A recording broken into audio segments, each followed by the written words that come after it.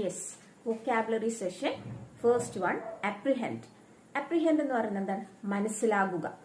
I can apprehend that sentence. ആ sentence എനിക്ക് മനസ്സിലാകുന്നില്ല. സോ അപ്രിഹെൻഡ്, മനസ്സിലാകുക. സെക്കൻഡ്, കൺടെൻഷൻ. കൺടെൻഷൻ. കൺടെൻഷൻ ഒരു നൗണാണ്. അതിന്റെ സിനണിമാണ് ആർഗ്യുമെന്റ്, ഡിബേറ്റ് എന്നൊക്കെ. കൺടെൻഷൻ അതൊരു നൗണാണ്.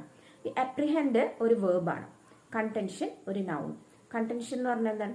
ആർഗ്യുമെന്റ്, ഡിബേറ്റ്, തർക്കം, വിവാദം, തർക്കം എന്നൊക്കെ പറയില്ലേ, അത്. ഇനി കൊജന്റ്. കൊജന്റ് എന്ന് പറഞ്ഞു കഴിഞ്ഞാല് ക്ലിയർ ആയിട്ടുള്ളത്, വ്യക്തമായത്.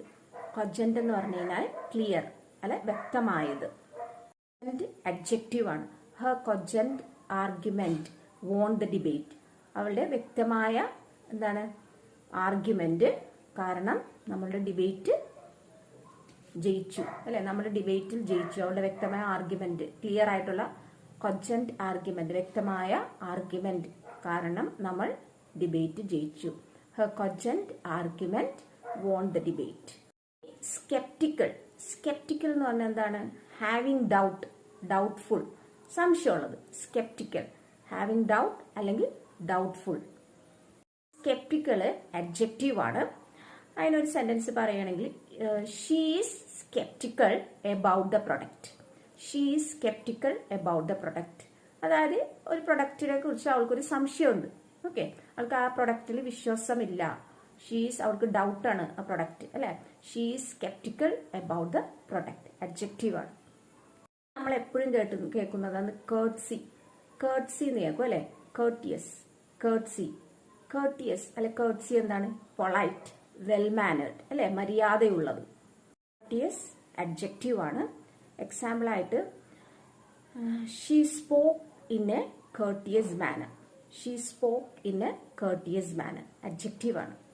മൃഗങ്ങളുടെ dead body of an animal, അതായത് മൃഗം ചത്തു കഴിയുമ്പോൾ അവരുടെ മൃതശരീരം, അതിനൊരു പേരുണ്ട്, കാർക്കസ്.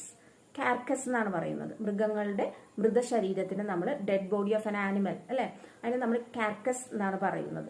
കാർക്കസ് ഒരു നൗൺ ആണ് കേട്ടോ. എക്സാമ്പിൾ പറയുമെങ്കിൽ the hunter found the carcass of a bear in the forest.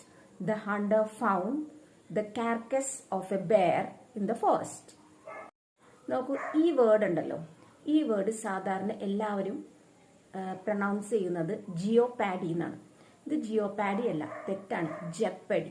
എന്നാൽ ജെപ്പഡി. ജെപ്പഡി എന്ന് പറഞ്ഞാൽ എന്താണ്? അപകട സാധ്യത.